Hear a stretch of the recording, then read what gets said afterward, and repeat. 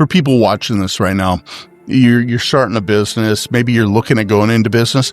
Don't get caught up in the things that really, really don't matter. Marketing will tell you it matters, right?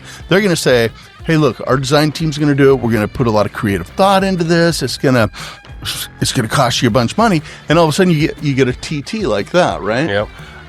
Which is cool. It kind of looks like pie. It's Try Turing, stuff like that. But we didn't spend a fortune to have that designed, because you got to get to market with something good. And if it's good, people will remember your brand. Look at McDonald's. It's an M. Yep.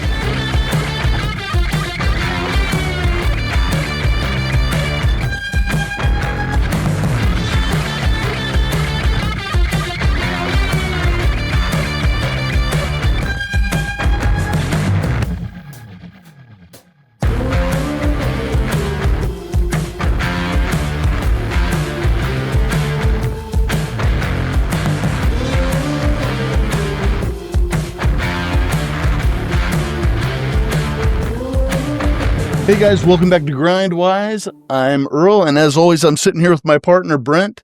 Today, we're going to be talking about some fun things, sort of the did you know in business, different things that maybe you don't really think about, but it's going to be kind of shocking, surprising.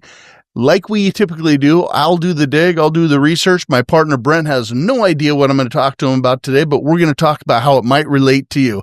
Well, you had your son's fight last weekend or weekend before last? Yeah, we went How'd up that there. go? Oh, man.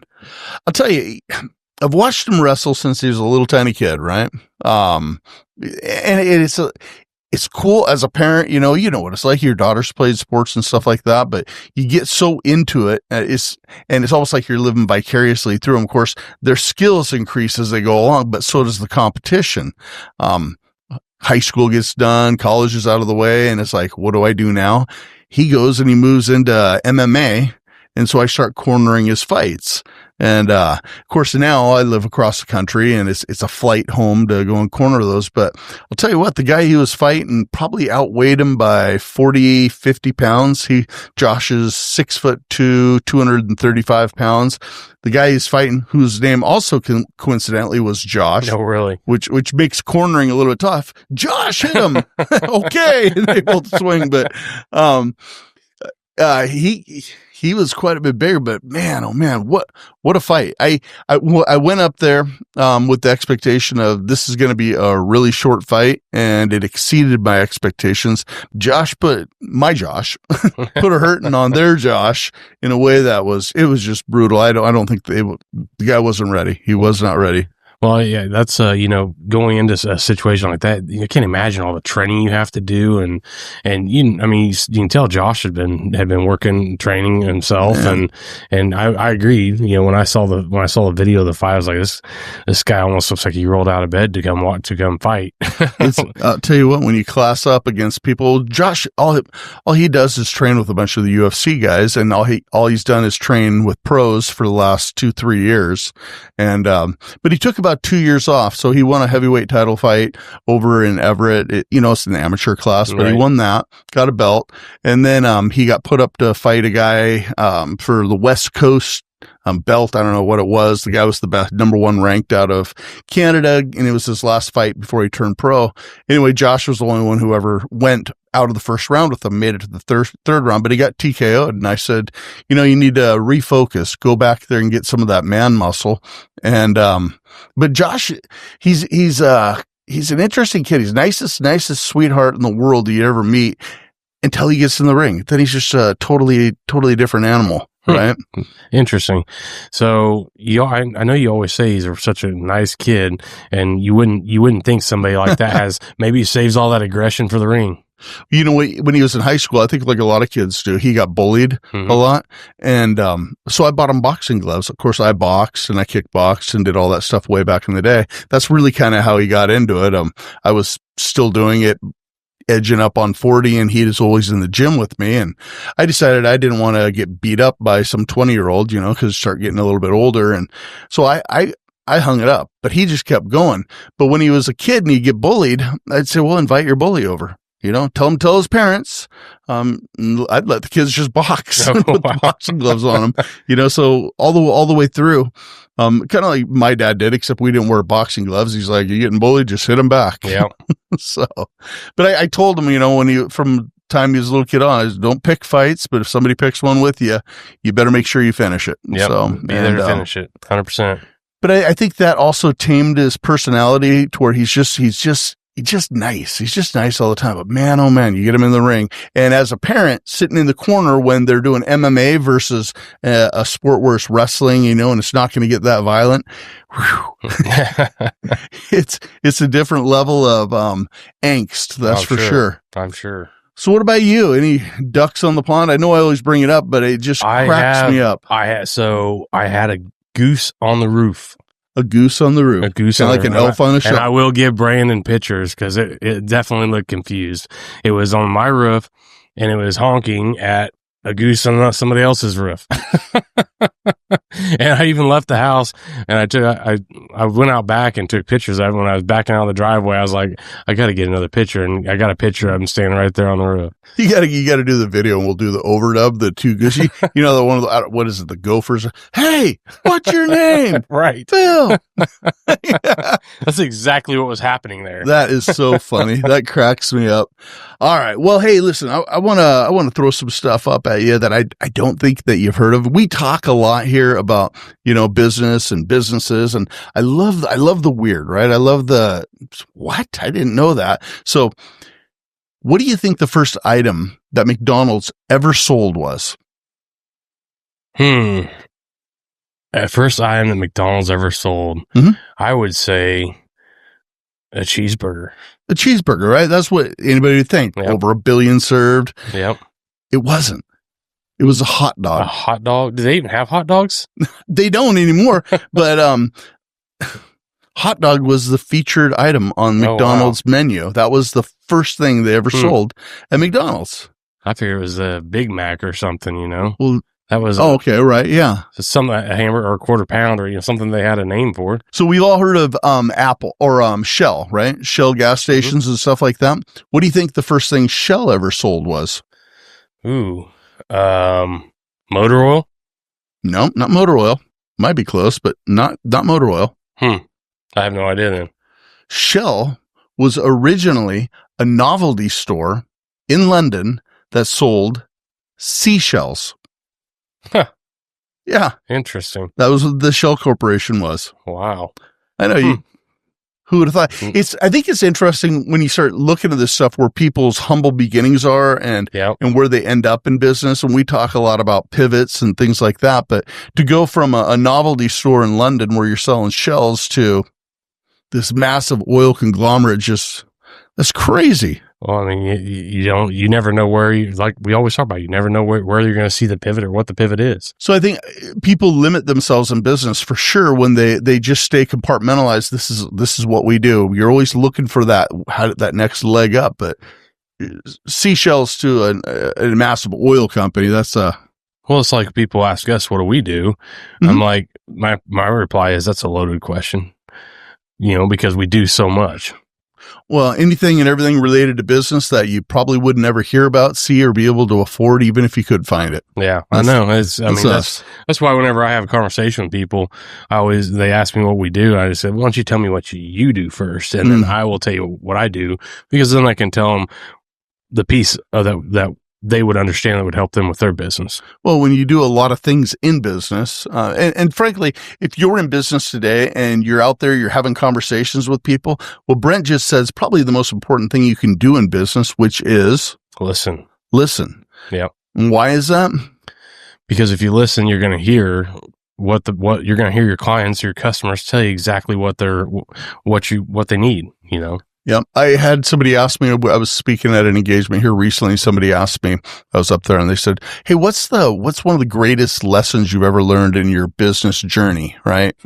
And, I said 100% of the time, not 99, not 50% of the time, but 100% of the time, a person will tell you exactly what you need to know to sell them. Yep. You've just got to listen.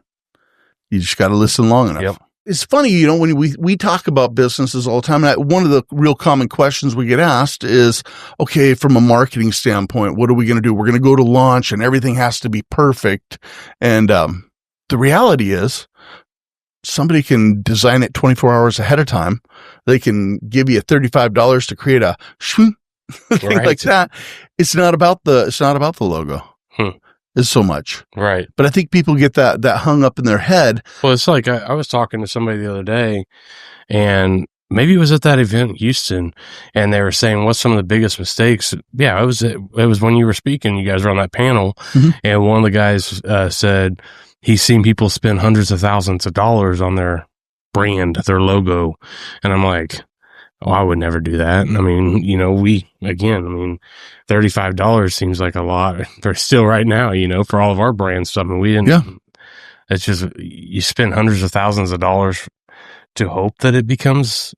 But it's the least important part of it, right? Yeah. You got to have the product and everything else. So it'll sell itself. The logo, the brand can be whatever you make the brand later. So I think, like, for people watching this right now, you're starting a business. Maybe you're looking at going into business. Don't get caught up in the things that really, really don't matter. Marketing will tell you it matters, right? They're going to say, hey, look, our design team's going to do it. We're going to put a lot of creative thought into this. It's going to cost you a bunch of money. And all of a sudden you get a TT like that, right? Yep. Which is cool. It kind of looks like pie. It's Try Turing, stuff like that. But we didn't spend a fortune to have that designed, because you got to get to market with something good. And if it's good, people will remember your brand. Look at McDonald's. It's an M. Yep. Nike swoosh, Adidas, 3 slashes, right? Yep. Amazon, right? The smiley face with the arrow. It's less about that. And people really get hung up. They think, man, it's going to cost me so much to start a business. So you know what the average small business, what the cost is to start the average small business in the United States? Just to like start, you mean like to fund it and get it up and running? Yeah, people spend to get the average small business running. I'd say probably $10,000-$15,000. Spot on, 10 grand. Mm-hmm. What the actual cost on average is to start a small business in the United States today is actually $30,000. So people come into business underfunded. Yep. So where do they spend that 10 grand on? Well, they get their licenses, they get all that stuff. Maybe they get some inventory. Maybe they pay some money for marketing or on social media. Maybe they hire a marketing advertiser, or maybe they spend a bunch of money on somebody to create a little swoosh for them, right? $35,000 on a swoosh. So when you couple that with the fact that the average business fails, right, within about 5 years, it's gone. About 50-60% of them, a big portion of them fail in the first 2 years. You know the answer to this. What's the number one reason businesses fail? Access to capital. Access to capital. Yep. And you get capital by doing things the right way. Yeah. You got to establish things from the get-go the right way. So if you have a good product, great. If you have a great service, great. If you have something that changes the world, fantastic. It's about getting that into the marketplace. But people get caught up because the second you go and you fill out that business license form, or you get your EIN, what happens to your phone? Starts blowing up with people trying to give you. I have people trying to give me money for businesses I haven't had for 5 or 6 years still. Right? Text messages. I'm like, why? Yeah, let's go borrow money on that company that we sold. Let's do it. Let's go. I love those calls. Mr. Adams, we got you approved. Huh? You are approved for $500,000. How do you want to go ahead and approach this? We can get you the paperwork right away. I'm like, well, what? What? Well, for your business XYZ. And I'm like, man, I haven't had that. I sold that business 15 years ago. What do you, oh, I'm sorry. This must be a clerical error. Click. And they just hang up. Here's another fun one. What percentage within the United States of small businesses do you think are women owned? Well, I would say, you know, we talked about this once before. I'm going to say 60%, 66%. There's 61%. I need one of those 62. buzzers. I need one of those so it goes like that. Don't tempt me with a good time. I'll buy us a buzzer. Do it. No, actually, 42%. Okay. Of small businesses are women owned. Yeah. In the United States. Well, that's, you know, you go into women and minority owned, it provides other tax benefits, you know, for taxation at the government level or whatever. So I wouldn't be surprised if we see that number grow more and more. So that's a really good point. There's a lot of grant money. There's a lot of monies out there for people in small businesses. If you're a married couple or something like that, it's not a bad idea to have the controlling interest side of it put over with your wife, because it's going to give you advantages in business that you otherwise wouldn't have. Right. Right. So I think that has something to do with it, but really, nowadays there's some real innovators. We did a podcast episode here a while back talking about inventions that women came up, like windshield wipers and things like that, the Toll House cookie, so on. It kind of makes sense, right? Right. Yep. I kind of erred more to your side on that. I thought it might be a little bit higher nowadays than that, but what percentage of entrepreneurs today, of new businesses starting, are started out of their home? I would say as many times as I get on a call with somebody and they say, I did the thing where I use my home address for my business, I would say probably 98% of the time. It's about 69%. Now, this is interesting in that these stats are pre-2020. Okay. So it's even higher now. Oh, yeah. Right? Post-COVID, there's a lot of people operating out of their homes. So what the unique advantage in that is not having to deal with brick and mortar. We're talking about the business startup costs and things like that, and how people spend their money to get started in business, but do not have to dump that massive outlay into rent, into power, into phone systems. I remember you go and you get a place, you get a building, you put in the phone systems, you transfer all the utilities, you pay first, last deposit, then you'd insure that building, put them as secondary insured. There was a lot of money that would come into play. In there now, you got your computer, you got your bedroom, your spare bedroom, you're turning into a home office. And well, I mean, that's what anymore. I feel like that's what a lot of people are doing, especially if you're in the consulting space, or even contractors. I mean, I know somebody that started a company, and they're literally running the company out of a storage unit. I mean, they do that all the time. People do that all the time. They have, when we owned the delivery business, we would deliver to storage units all the time. And you open the door and there's like a workshop there, and people worked in the storage unit because it's cheaper, and they, it's a side hustle or something, but you can see people do that all the time. We got to do a whole show on side hustles, because oh my god, we should. We should do one of those. We should, what we should do is we should find. I wonder if I can find one of those ones that have a storage unit. And we can go mobile and do one right there at their location. That'd be kind of cool. We're going to be doing a mobile podcast here pretty quick. You got a call this week from some people, and we've got an upcoming episode we're going to be talking about. You want to share that? Oh man, I don't know if I want to share that yet. Oh, okay. All right. Really? Oh, stay tuned. It's good. It's going to be fun. So, rolling along with this one's probably going to shock you. What percentage of small businesses make up all the businesses in the United States? What percentage of small businesses make up? So if you took all the businesses in the United States that are there, from tech to all the big business stuff, what percentage do you think is 99%? 99%. You're right. Yes. You know what?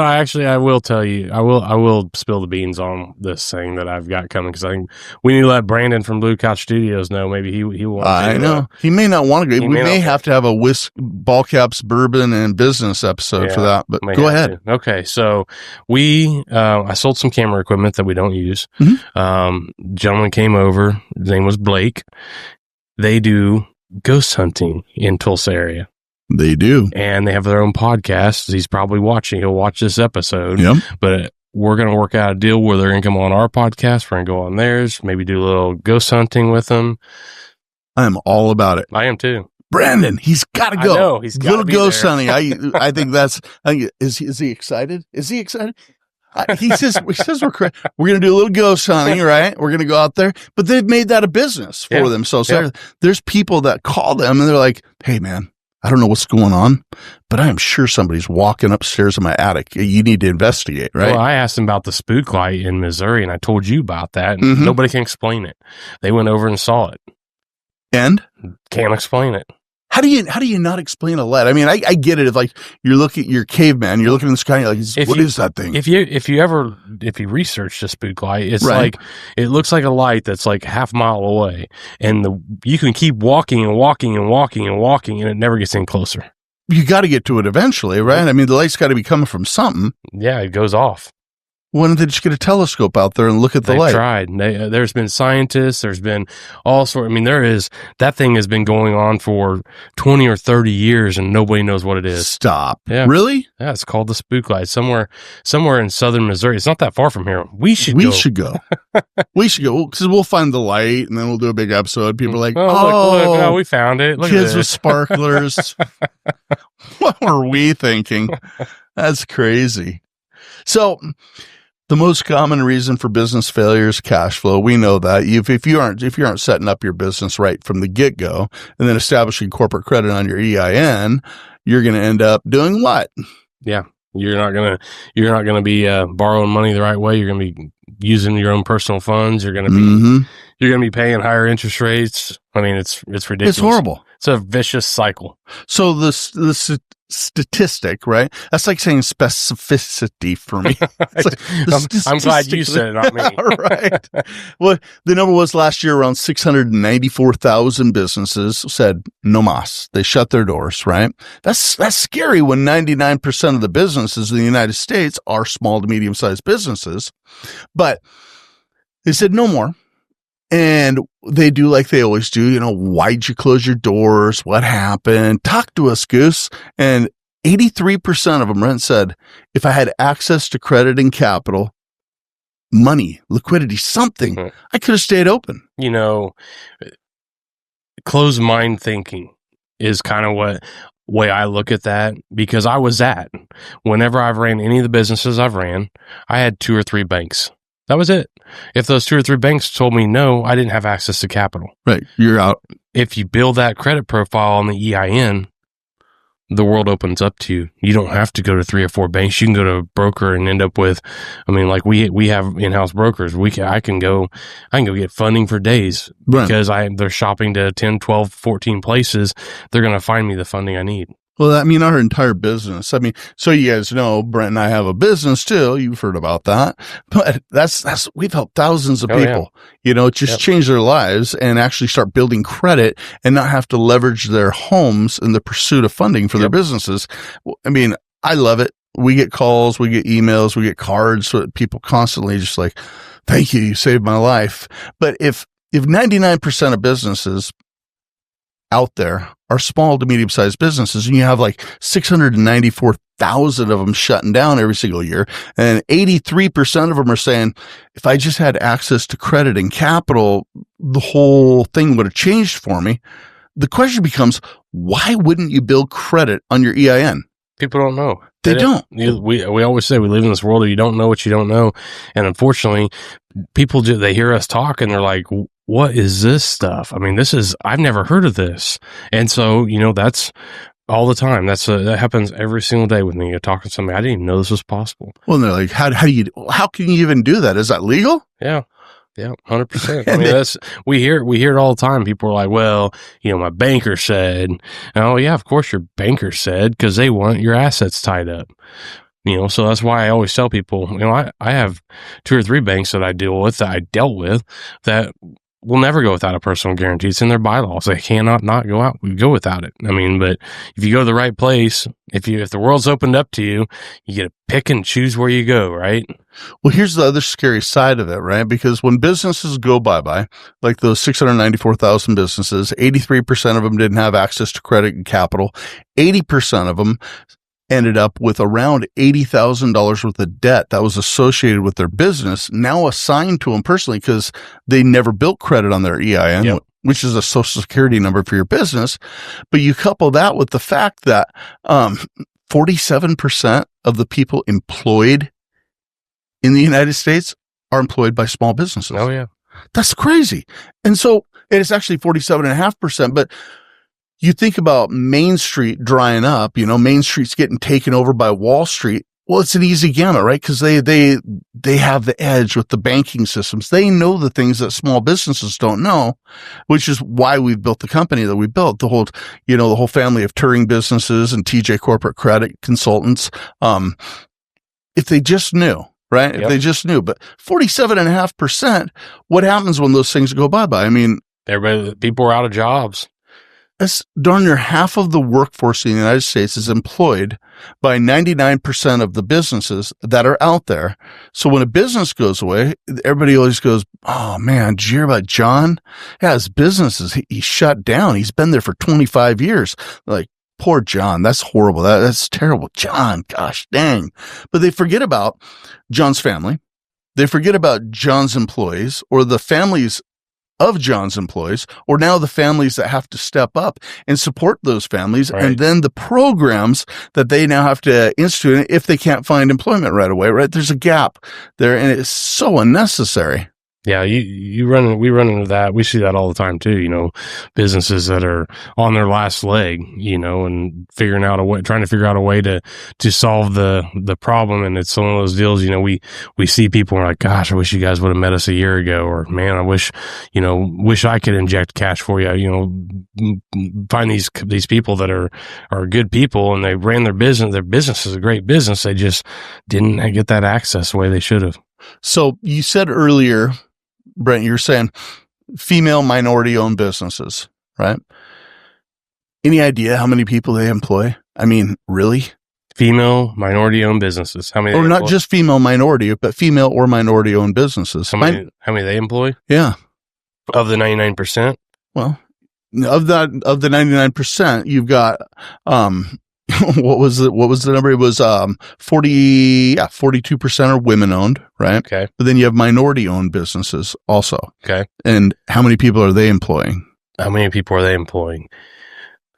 I have no idea. I know, and I was so excited for that button buzzer again. No idea. Around 5.9 million people, wow. Right? And again, this is pre-2020, right? These statistics, because they're always behind on those, but that's a lot of people. That is a lot of people. It's a lot of people. I wonder how many of those businesses are even still in business now. Well, when you couple it with the fact that on average, around 60% of them fail within the first 5 years. So it becomes this revolving door business that's totally unnecessary. Then you tie it back to the fact that the ones that are polled are saying, man, if I just had some money, I just had some money, I could have stayed open. And then you look at the average cost of starting a small business, around $30,000, but most of them start with around $10,000. So they come in underfunded. They're already getting beaten up right from the get-go. Right. It goes back to these things like the Nike swoosh and how you're spending your money. So when it comes to starting a business, a lot of times having a business consultant or a coach, somebody who's been there, that's the advantage, right? That can change things. It absolutely can change things. That's I always say this, I said this earlier today, even, business owners are really good at what they do, but maybe not good at running the business. And I've had more and more and more clients say, I'm glad I met you guys because I thought I knew a lot of things about business, but you guys are showing me things that I didn't know. And we live in this world of you don't know what you don't know. So, I mean, we learn something new. I mean, we learn something new almost every single week. And we're we got to bring this to the table. We got to show this to all of our clients, so. Well, this is a fun little fact tied to all that, right? So we've been talking about businesses, decisions that they make, the key performance indicators, right? Which ones are going bye-bye and why, and this, that, and the other. And then you just made a comment about, we learned this, we learned that, right? So these people that fail in business, or they go to the wayside because they don't know some of the really basic things, or they misappropriate their funds. They don't spend it where they really need to spend it. If you were to talk to those people, if you had a subsection of, we already know 600,000-700,000 are shutting down every year, they poll and they talk to those people. 82% of the people that are in business that had a business that they started said, I would do it all over again. Yep. Because now they know what they didn't know, right. But there's always so much that they don't know, right? And even us, we're learning stuff constantly. I mean, all the time. That's a crazy number, right? I'd do it again. Well, I mean, most people don't want to work for somebody. period. They're willing to take that risk to have the shot at the American dream, right? The American dream. So that's a perfect segue into this, because small to medium-sized businesses, right, what they contribute to the U.S. economy, I don't think people really realize how much money gets contributed because of small businesses. And it's to the tune of $5 trillion plus I'm sure annually. Yeah. Right. You start whacking that off, and cutting it down. That pulls a lot of money out of the gross national product. And it just puts people to the wayside. So businesses, it's about smart decisions. And if you don't know, asking people and finding out, right? Right. But then there's these fun little business twists, right? I love innovators in business. I love hearing the cool ideas. There's a place in Australia, and it's called Lentil as Anything. It's a restaurant, and their pricing structure is something that I've never even heard before. It's a restaurant. You go in there, you grab a menu, and you're like, I think I'll have these lentils, and I'll have this, that, and the other. And their pricing strategy is so unique that they don't even put the price on their food. Okay. People come in and order. You wonder what happens when the bill comes? It's negotiated. Who knows? I have no idea. It's pay what you think it was worth. Oh. Isn't that interesting? Yeah. So they say, you know what? That was pretty doggone good. And I would say it's worth about this much. When I was in Australia, it's kind of a interesting little tidbit. Not only do they not put enough ice in the drinks, drove me nuts, but they don't, nobody tips. Huh. It's almost insulting to try. I was trying to tip people. They're like, whoa, what's that? No tips. Huh. Yeah. Well, that's because they have a higher probably pay rate for people compared to, like here in the United States, it's $2 plus tips. Might be. I don't know. I thought it was really, really interesting. It was the same in New Zealand when I was there as well. But I guess there's a lot of countries around the world that's like, why would you give me extra money? Why would you tip me that? Huh? What is this? Right. Are you trying to insult me? Do I look poor? I don't know what the heck on that. But it's never too late for people in business. If 82% would like to do it again, right? And you start learning these things about how to come in to where you're not underfunded, or more importantly, how to establish things right from the get-go so you don't run into those problems. You take somebody like the founder and creator of IKEA, and they got a pretty good shot at success. Now, IKEA did have a great shot at success, but how old do you think that the founder was when he created IKEA? 35, 40. Ingvar Kamprad. Okay, that sounds like a 70-year-old. Ingvar Kamprad started IKEA at what age? Final answer, 65. 17 years old. Oh, wow. Right? Wow. Now, we talk to people all the time that are 30, 40, 50, 60 years old, and they're going, I just want to figure this out. Yeah. Right? And there's no shame in that because things change, but I'm going to start a furniture store where you buy it in a box, you go home, and you put it together yourself, and it's not stellar, but you just got to put it together yourself, right? But it looks nice. Yeah, and it looks nice. The guy rocked. I mean, he created this incredible business. Dude, you can buy a whole kitchen and take it home and put it together. No people that did that. Oh, from IKEA, yeah. They do kitchen stuff? Kitchen cabinets. I haven't been to an IKEA since I was in Denver, Colorado. I think that's the last time I was in one. 25 years ago, probably, or 20 years ago for me, probably. No kidding. Yeah. So we talked about logoing, we talked about marketing, we talked here today about the money that it takes to get started in business. And really, if you're thinking about it, you can start a business at home, right? The 69% of them are starting out of the home now. I think it's actually a little bit higher than that. But don't use a home address. I know there's rules. If you want to start a business, get a hold of us. We'll save you so much headache, so much heartache, and actually get you in a position to where you aren't like the other stats going, I wonder where I'm going to get the money. But look, you guys, you watched this today here on Grindwise. We talked about a lot of cool things. There's some resources right underneath this video, and you can go there, hit the like button, hit the bell for new content when it comes out. But make sure you follow us for more content. We are excited to bring it to you guys. And don't forget to watch the episodes, share with your friends, and we'll see you next time here on Grindwise. I'm out. We're out.